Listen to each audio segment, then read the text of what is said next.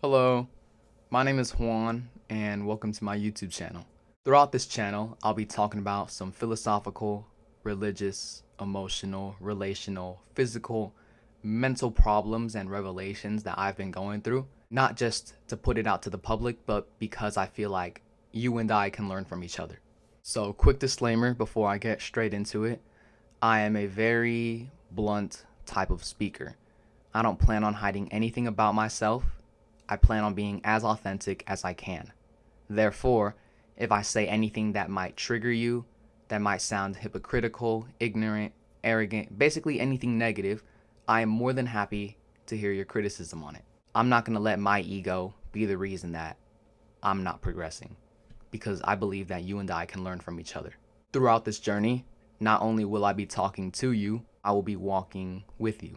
I plan on learning from you as I hope that you learn from me, and I'm looking very forward to this journey. So without further ado, let's delve into the topic of uncomfortable truths. We live in a world where it's easier to hide from our problems rather than confronting them.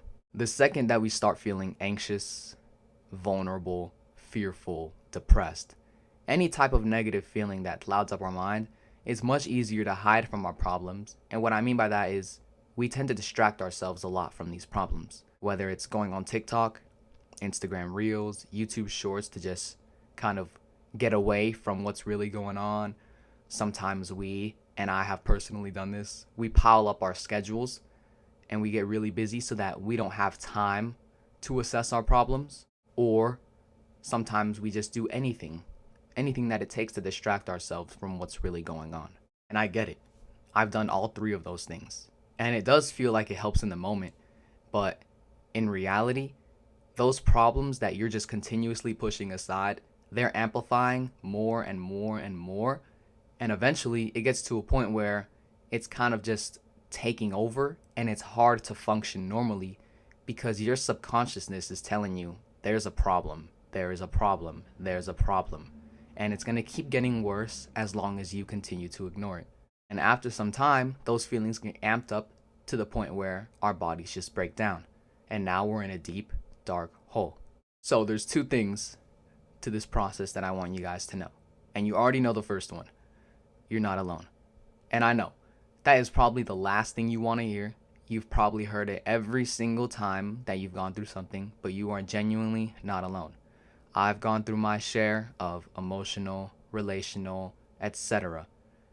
I get it. It sucks. I may not know what it's like to step in your shoes, but I've done enough walking in my own to understand. It's hard, and you feel like you'll never get out of it, but I want you guys to know that this pain is finite, as long as you have the courage to confront it. And it takes a lot to have courage, but I want you to know that you're courageous. I personally believe that courage means acknowledging that something makes you scared, yet you still decide to pursue it anyways. And it takes a lot of balls to do that. And I want you guys to know, okay, I'm not going to say you have big balls, but you get what I mean. You have a lot of courage. And I want you to know that when I say you're not alone, I'm not invalidating your feelings at all. We're all going through our own journeys, and each one is as important as another. And number two, you also know this. Like I said, pain is finite. This is only temporary. There's a Bible verse, specifically James chapter 1, verses 2 through 4, that I'd like to share with you.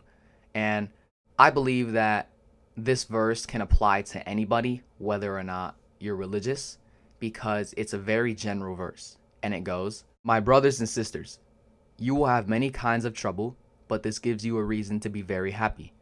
You know that when your faith is tested, you learn to be patient in suffering. If you let that patience work in you, the end result will be good. You will be mature and complete.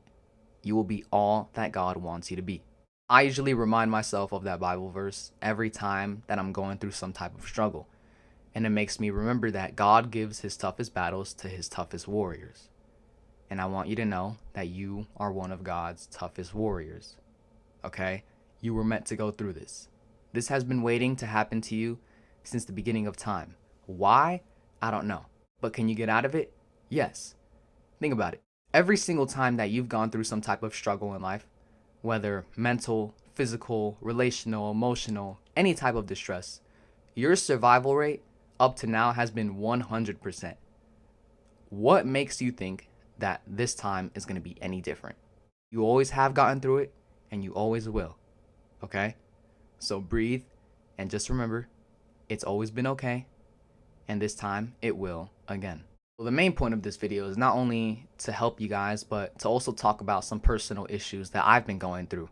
And they are very sensitive to me, and I'm sharing it publicly because, number one, I feel that a lot of us nowadays don't hold ourselves accountable. And I know what it's like. Your ego, your pride gets in the way of holding yourself accountable. And it does suck. And it takes a lot of guts to do it. And I want you guys to know that if I can do this, you can do it as well. Not publicly, but you can definitely confront the problem in your own personal space. And number two, I'm doing this for myself as well. Because like I said, throughout this journey, not only will I be talking to you, but I will be walking with you. So let's get straight into it. This first issue that I'm talking about is the most sensitive to me. I don't know why I'm sharing it publicly. I just feel like I have to, because lots of us are going through this, and if we don't do anything about it, we know that it's going to get worse. Like I said, those problems are going to get amplified, and it will take a toll on us as we grow. I originally was going to script this and kind of like go off of a notepad, but I realized that in order to heal myself and in order to let you guys have as much insight as you can into what I'm going through, I need to be as authentic as I possibly can. So for the past 7 years, I have been struggling with a pornography addiction. It has completely altered the way that I view women, and it's not good. So I'll give you guys a quick backstory. I'll try and stay brief. I'll do my best to not get off topic because I realize I'm very prone to doing that. So I'll try and keep it as brief as possible. But I basically got hooked on in 7th grade. And, at the beginning, when you try something new, you figure out something new in general. You get excited, you start doing it a lot, you get hooked on, and that's what happened to me. I was watching pornography about 4 to 5 times a day throughout like the first couple months. I got hooked on it, and within that time, I started viewing women not for who they truly are, but for what I see. And what I mean by that is like their physical attributes, their face, their body. And, I would make rude comments to women. I have personally sexualized a woman publicly, and it was wrong. At the time, I felt no remorse for whatever I did. I thought I was a cool kid doing that. I thought that everyone would like me, everyone would think I'm funny, but it's just stupid. Now, this is a very hard thing to talk about because there's so much in my life that has changed from the time that I started. And I started in 7th grade, like I said, and I'm going to be a sophomore in college. And it wasn't until a few months ago, like around March or April, that I started to take this recovery serious. Every time that I would watch porn and do the thing, it felt fine. It turned into a routine that I would do every day. It turned into a coping mechanism that I would use whenever I was stressed. If I was ever stressed, anxious about a problem, about an uncomfortable truth that I didn't want to confront, I would personally go on my phone, watch some dirty video, and it would drag me away from what's going on. And in the moment, it felt better. My mind was cleared, and it started becoming a regular coping mechanism as part of my routine. It sucks that it had to get to this point, but I'm glad that I'm actually confronting it now. It's been hard throughout this recovery. I failed. We're all going to fail at one point. But if you don't fail, you're not even trying.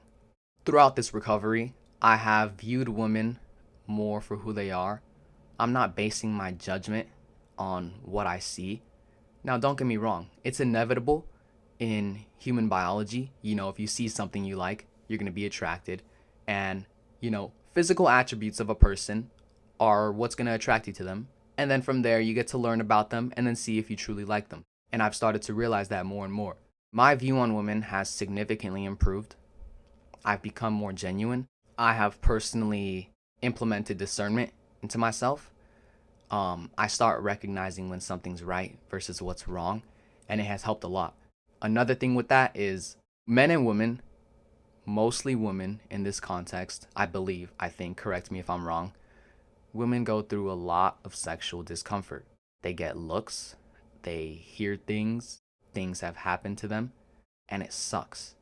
We live in a world where that's become normalized, and not a lot of people are doing anything about it. And I used to be one of those people because I thought it was normal, because that's what porn did to my brain. It made me think that these things that people would do to each other in terms of sexualness was normal. The more discernment that I've been having within myself, I've realized, no, this isn't right. Porn basically, all in all, like, I don't want to get too much into detail. However, if you do have any questions about what I went through, feel free to email me. I'll leave my email in the description, or you can comment and I'll do my best to answer it. I just want to keep it as brief as possible for the sake of time. But overall, porn has altered my brain in such a negative way to view women for something that they're not. And throughout this recovery, I've learned that women they're just beautiful. That's it. Not for their looks. Well, yeah, for their looks, yes. But viewing women in that type of way, in a lustful way, is not good. It's just not good. It's all types of bad. And considering how normalized it was for me to just say something sexual to a woman that I never even knew, I never took into consideration, how they might react to it. The body keeps the score of all these things, sayings, doings, etc. And I never took that into consideration, and I feel terrible for what I did. There's no doubt about it. And I'm not sharing this for attention. I don't want pity. If you have some type of judgment on me, whatever it is, I probably deserve it. But I'm sharing this because there's a lot of people who have gone through what I'm going through, and I want you to know that it's going to be okay. But the first step in making it okay is recognizing that there's a problem and acknowledging it. Publicly or in private, acknowledge it, because that is the most important step that you can take in your journey. Number 2, I'll probably do just 3 for the sake of time. But number 2, I have a fear of throwing up. Ever since I was a kid, my mom would always tell me that whenever I throw up, I would freak the fuck out. I would think that I'm dying. I do remember one time I was throwing up and I hugged my mom and I asked her, am I gonna die? Am I gonna die? And that type of stuff from your childhood, it truly creates who you are. But it doesn't have to be like that forever. Nobody wants to throw up, whether or not you have a fear of it. It's truly an unpleasant feeling. But it is good for you. It's your body eliminating whatever bad thing is in there. The last time I threw up was in December of 2018. And then in April of 2025, this year, I threw up. And it kind of ignited that fear that was dormant. And I kind of went through a reset. I had an eating disorder. It's specifically called ARFID, where you're afraid of eating because you're afraid something bad is going to happen. I was afraid of eating because I thought that I would throw up. Some people have it because they have a fear of choking. And it truly sucks. It really does suck. This eating disorder took a huge toll on my body. I lost 20 pounds within the span of a month. I was 152, but I was bulking. It wasn't just random weight. I was bulking, and I lost all my bulk, so I went back to 130 pounds. The only time I felt fine was when I was sleeping, and when I would wake up, right away I would feel nauseous. I would get afraid of going out of my room because I was afraid of walking into my kitchen and looking at food. I decided, I just woke up one day and I was like, no, I'm not going to let this throw me around. I walked into the kitchen. I purposefully stared at all the food that I could see, and I started gagging so much. But then I kind of realized it's fine. It's just food. It's not going to hurt you. And then I went outside. This eating disorder got to a point where I had to quit my job because every time I looked at food, I would just feel like I was about to throw up. And it's hard to function normally like that. I started reading a book called Intuitive Eating that my dietitian provided me with. I've literally only read like half of chapter 1, and it has been like so impactful. This is the book right here. If you want to buy it, it was like $11 on Amazon. Has a lot of pages. I would recommend getting the 4th edition. That's like the most recent one. I would highly recommend it if you do struggle with eating habits, eating disorders, dieting. I think it's something that we should all read. But anyways, yeah, that fear of throwing up, it still happens. But I've learned to manage it more and more through reading this book and through speaking with my dietitian. And the final one, for the sake of time, and this is also another sensitive one, this problem has been something that I've gone through ever since I was probably in 5th or 6th grade. And that's the fact that I used to be extremely homophobic. I say used to because I was actually speaking to someone about that, and I got humbled in the best way possible. I'm forever grateful for that conversation. It truly humbled me, but it changed my perspective, and I'm now much more accepting. I'm not homophobic anymore. I love everyone and everything. It got to a point where I would say very dehumanizing things to people that were gay, lesbian, part of like the LGBTQ community. I don't have a lot of knowledge on this topic, so if I say anything wrong, please correct me, because that's the last thing I want to do. But it sucks because that's not the type of person I want to be. I want to be someone who's happy, faithful, accepting, and I was doing the complete opposite of that. I realized that I love this person. Like, I now have a good amount of gay friends. I have like one lesbian friend. I know someone who's bisexual very personally, and it's perfectly fine. It doesn't make them less human. You know, it doesn't invalidate the fact that they have a brain, a heart, and a soul and bones just like me. They're humans and they think differently. And there's nothing wrong with that. We all think differently. It's better to be much more accepting. It's much more freeing. There's no room for negativity and for dehumanizing others. Whenever I would say rude things about people, I now realize that it said a lot more about me than it actually said about them. It was just me projecting my insecurities onto them to make me feel better. And that's super stupid. I shouldn't have done that. I hate the fact that I did it. I have improved on it. I love everyone. I love everything. It's much more freeing to be accepting. It's a much better feeling to just spread love and smile at everybody. I personally believe that you shouldn't dehumanize someone for thinking a different way. We all think different ways. We all have different colors. We all have different facial features. We all like different things, and there's nothing wrong with that. We're just as human as everyone else. We're not better than anyone else because of our skin color, because of how we identify ourselves sexually, because of our physical features. We're just a human. We all have a brain. We all have a heart. We're all gonna die. We all have a soul. That's it.